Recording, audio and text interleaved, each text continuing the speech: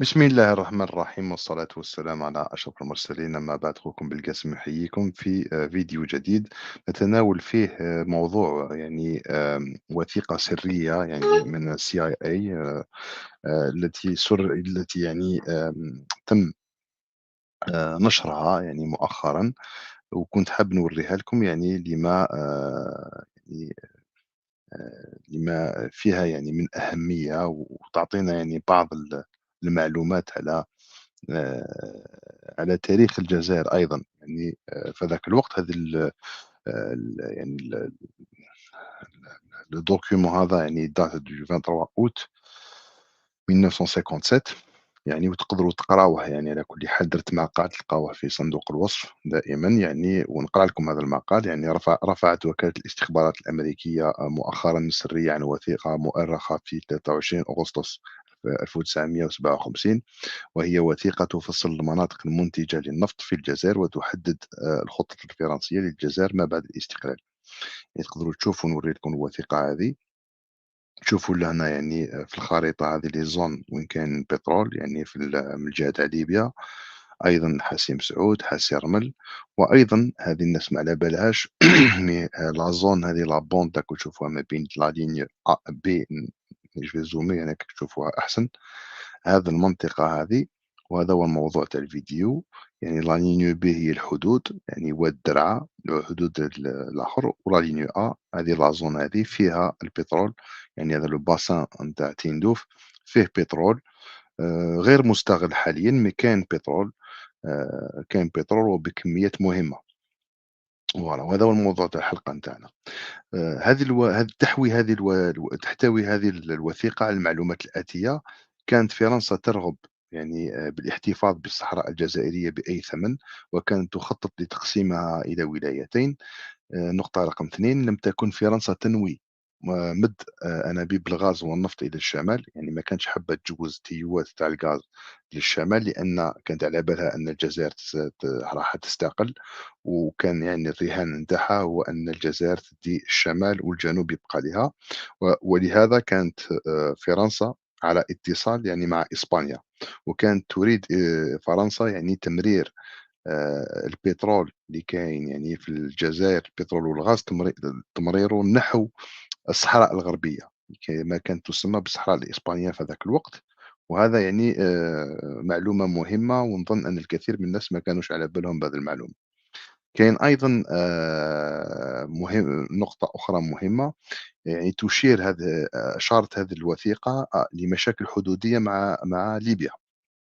وكانت ليبيا عندها مخططات إقليمية على حقول اللي راهم موجودين في الجنوب، الجنوب الغربي. راكم تشوفوهم من هنا: تينغن، إجليح وزازايتين.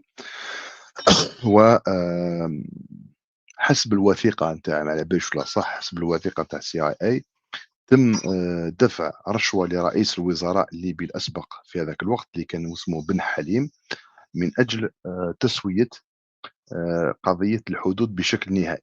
هذه مهمة معلومة، و ما يعني c'est une information sensible، ما نعطيلهاش مصداقية كبيرة، بصح مليح واحد يبحث في هذا الشأن.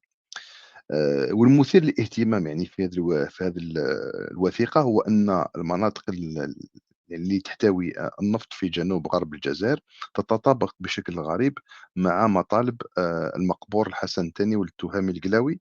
ونظن أنها كانت كانت سبب في اندلاع حرب الرمال في أكتوبر. لأن نعرف أن لا CIA من قديم الزمن كانت تقدم المعلومات للمروك، لأنها دائمًا كانت تعتبر المروك تحت الجناح نتاعها. تقدروا توليو الحكاية نتاع الثغرة نتاع طنجة، عندهم un historique مع بعض. ونظن أن الطرف الأمريكي سرّب هذه المعلومة للحسن الثاني. وهذه المعلومة نقدروا نقولوا أنها حتى لو كان نعرفوا أن الحلم نتاع المغرب الكبير يرجع إلى 1955، نظن أن هذه النقطة اللي بيّنت أن في هذا ما يسمى بالصحراء الشرقية يعني فيها البترول، عزّزت وقوّت الطموح المغربي يعني في شن هجوم خاطف على الجزائر، يعني باسكو كانوا je pense que في الesprit نتاعهم كانوا يقولوا فيه يعني il va y avoir un retour sur investissement rapide يعني يكون فيه يعني عائد سريع للاستثمار يعني في حال حرب خاطفة ضد الجزائر للاستيلاء على هذه المناطق. هذه هي. لكن الشيء اللي خلّانا يعني on reste sur notre faim c'est que هذا الdocument هذا اللي وريته لكم فيه 6 صفحات، ومن 6 صفحات يعني فيه يعني des pages كيما هذه par exemple qui reste secrète كاينة وحدة ما الآخر وكان يعني deux pages sur 6 qui restent يعني secrètes وما qui n'ont pas été déclassifiées وهذا ما يبيّن يعني ثقل يعني والأهمية الجيوستراتيجية والجيوسياسية للجزائر يعني حقيقةً بلد قارة، ربي يزيد ويبارك وربي يحفظ الجزائر من العين، ونكتفي بهذا القدر، على أمل اللقاء معكم في موعد جديد، بالقاسم يحييكم، تحيا الجزائر، تحيا الجزائر، تحيا الجزائر، المجد والخلود لشهدائنا الأبرار، والسلام عليكم ورحمة الله تعالى وبركاته.